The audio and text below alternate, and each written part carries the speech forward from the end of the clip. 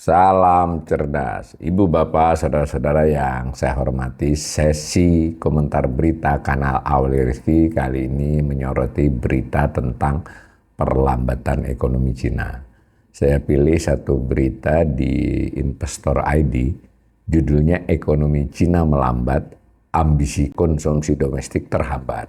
Ditayangkan pada tanggal 17 Januari jam 6 sore ya. Ini ada gambar ilustrasi pelabuhan di Hong Kong. Kemudian beritanya begini, ekonomi Cina menutup 2025 dengan catatan kurang menggembirakan. Pertumbuhan kuartal terakhir tahun lalu diperkirakan menjadi yang terlemah dalam 3 tahun terakhir, seperti dikutip Bloomberg Sabtu 17 Januari 2026. Hal ini mengungkap ketimpangan besar. Cina masih sangat bergantung pada ekspor. Sementara motor penggerak ekonomi dari dalam negeri, yaitu konsumsi masyarakat, justru jalan di tempat. Ini menarik ya, karena kita bisa membayangkan Cina dengan penduduk terbesar di dunia dan dahulu sempat mengandalkan konsumsi domestik, memang 1-2 dekade terakhir ini mengandalkan ekspor, dan sekarang ekspornya mungkin masih bisa, sementara konsumsi domestiknya melambat, yang penduduk sebesar itu ya. Nah, meskipun Cina berhasil melewati tekanan perang dagang era Presiden Amerika Serikat Donald Trump berkat rekor penjualan ke negara-negara di luar Amerika Serikat, data ekonomi yang akan dirilis Senin, tanggal 19 Januari mendatang diperkirakan menampilkan sisi gelap. Data tersebut diperkirakan menunjukkan penurunan investasi bersejarah dan konsumsi yang lesu, yang mulai menghapus keuntungan dari bom ekspor. Mengurangi sebenarnya, bukan menghapus ya. Jadi ini kita bisa baca ini pesan dari berita ini.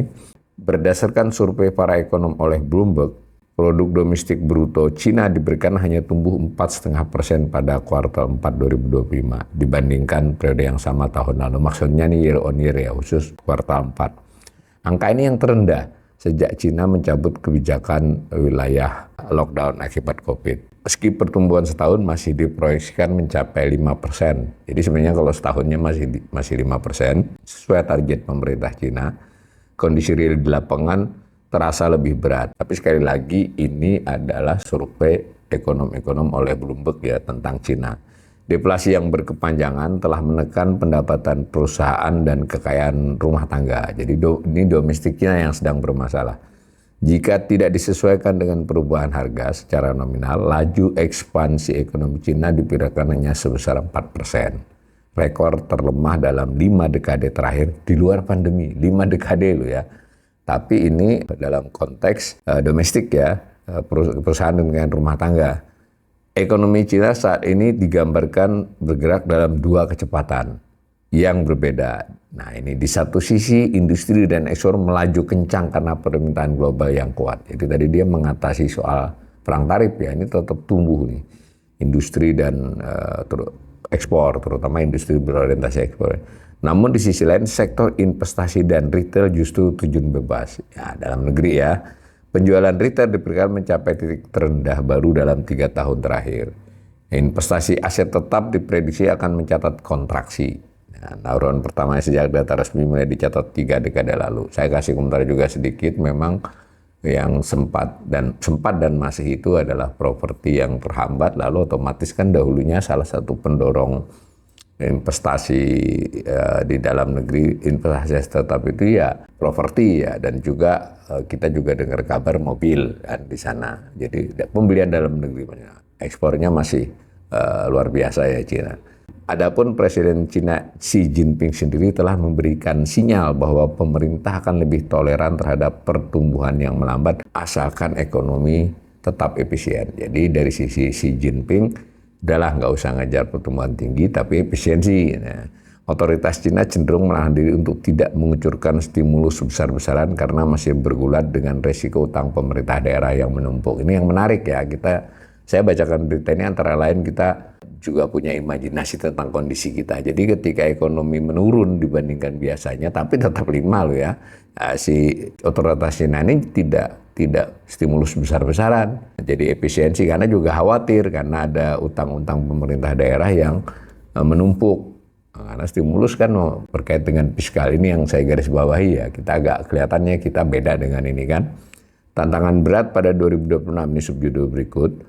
Para analis dari perbankan, jadi kalau tadi sumbernya berita oleh Investor ID ini Bloomberg, yang ini dia menulis dari sumber analis global Goldman Sachs dan Standard Chartered ya.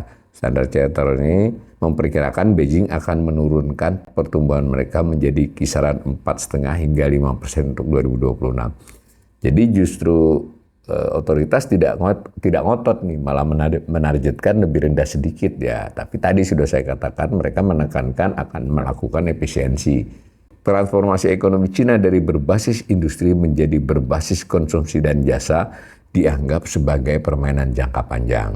Bahkan dengan tekad kuat dan sumber daya yang cukup, mengubah ekonomi Cina menjadi berbasis konsumsi butuh waktu bertahun-tahun atau bahkan dekade, ungkap ekonom dari Goldman Sachs. Ini penilaian ekonom dari luar. Sekali lagi saya juga garis bawahi kan menarik. Kita ini, kalau kita misalnya sebagai contoh, sumber utamanya itu konsumsi, ekspor sudah mulai membaik, tapi juga belum bisa menggantikan jauh dari konsumsi pemerintah kan. Nah ini di Cina justru mereka mulai mau shifting ya, ini menurut ekonom tentu. Tapi kelihatannya dari pernyataan-pernyataan mereka tidak ngotot tumbuh tinggi segala itu memang benar. Mereka ingin membalanskan antara ekspor dengan kekuatan ekonomi domestik. Jadi ada pelemahan daya beli ya di dalam.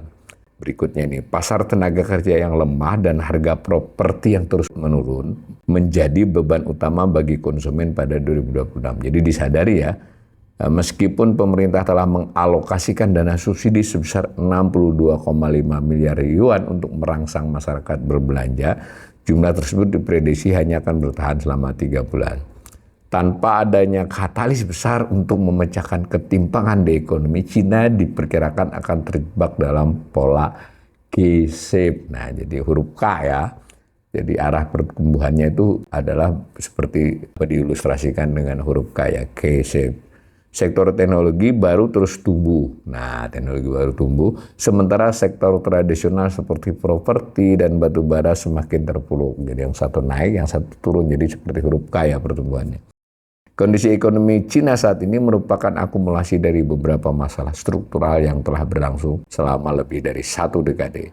Selama bertahun-tahun, pertumbuhan Cina didorong oleh investasi besar-besaran pada infrastruktur dan sektor properti yang kini mengalami titik jenuh. Nah, saya komentari sedikit ya, kita juga bercermin tentu tidak persis sama ya, mana kita yang andalannya selama ini. Dan laju huruf K itu K-shape itu bisa saja juga kita untuk introspeksi ekonomi kita. Karena sebagian sektor, sebagian pelaku itu tumbuh kencang, sebagian lagi turun. Jadi hurufnya K, jadi tidak merata. Kalau biasanya itu ya searah meskipun ada yang lebih lambat tumbuhnya. Kalau ini K ya, jadi yang satu kontraksi gitu. Nah kita itu yang harus mulai bercermin ya. Pecahnya gelembung properti, jadi bubble ya properti di Cina sempat mencakup sekitar 25% dari total aktivitas Cina. Telah memukul kekayaan rumah tangga, mengingat sebagian besar kekayaan masyarakat Cina tersimpan dalam bentuk real estate. Memang ini ada aspek budaya juga ya. Selain itu masalah utang pemerintah daerah yang membengkak, membatasi kemampuan pemerintah pusat untuk menyuntikkan stimulus tanpa risiko finansial yang lebih besar. Jadi memang ini cara pengelolaan APBN di sana itu seperti itu ya. Nah, tapi menurut saya, kesan saya, jadi ada tampak kehati-hatian, prudent. Sekali lagi bukannya nyinyir saya ini, kita membandingkan dengan kondisi di kita. Jadi ketika situasi tertentu malah ngotot mau belanja lebih banyak, ini kan menarik ini.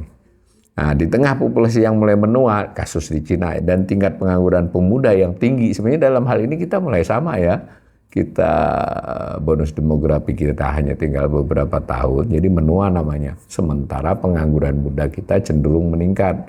Cina kini berupaya melakukan transisi sulit menuju pertumbuhan berkualitas tinggi yang berbasis pada inovasi teknologi. Nah, dan kemandirian domestik guna mengurangi kerentanan terhadap tekanan geopolitik global. Jadi dia mau shifting pola pertumbuhan ekonomi itu, antara lain pertimbangan utamanya nggak tertekan oleh geopolitik global. Kita mestinya juga bercermin dari itu. Tetapi saya tambahkan, Ya meskipun begitu, Cina tentu tidak akan mau menurunkan laju ekspornya ya. Maksudnya kalau saya berpendapat mereka akan tetap dorong ekspor seoptimal mungkin, tapi ini domestik sedang mereka perbaiki. Untuk kasus domestiknya berarti dia juga butuh tetap impor ya untuk hal-hal tertentu yang mereka butuhkan untuk menjadi bahan baku, untuk menjadi bahan baku terutama. Tetapi dari sisi ekspor, ya dia akan tambah ya, mungkin merubah karena ada konstelasi geopolitik global yang berubah, dia akan mencari pasar-pasar baru. Kaitannya dengan kita, tidak usah ke depan, yang 1-2 tahun terakhir saja terasa tekanan impor dari kita ke Indonesia dari sisi Cina kan ekspor. Ya untuk produk-produk tertentu banjir salah satunya ke Indonesia. Kalau itu dalam konteks yang legal mungkin ya bisalah dibuat regulasi, dibuat tarif dan sebagainya. Tetapi yang ilegal, yang entah ilegal itu penyelundupan, entah diselundupkan melewati jalur resmi dengan catatan administrasi yang diselewengkan, itu membuat salah satu contoh yang nyata adalah tekstil ya. Sedangkan yang lain-lain mungkin ya kita harus mencermati juga impor apa dari Cina yang mulai mengalami peningkatan, ledakan, dan begitu juga regulasi apa, kebijakan apa yang dilakukan pemerintah terhadap hal itu. Dari sisi pemerintah wajar. Dan jangan lupa satu lagi, dengan begini juga pemerintah bermasalah dengan pengangguran, tadi kan sudah saya katakan. Maka investasi dia keluar bisa dipastikan juga mensyaratkan tenaga kerja Cina yang juga diikutkan, terlepas dari mereka skill labor yang berkalian tinggi ataupun tidak. Dan itu ya wajar kan, dia sebagai negara bertanggung jawab kepada rakyatnya. Tinggal kita bagaimana negara seperti Indonesia yang menjadi tujuan ekspor, tujuan investasi itu melakukan pencermatan dan bersikap yang pas ya begitu. Mudah-mudahan berita ini menjadi bahan kita untuk memahami kondisi terkini ekonomi Indonesia juga.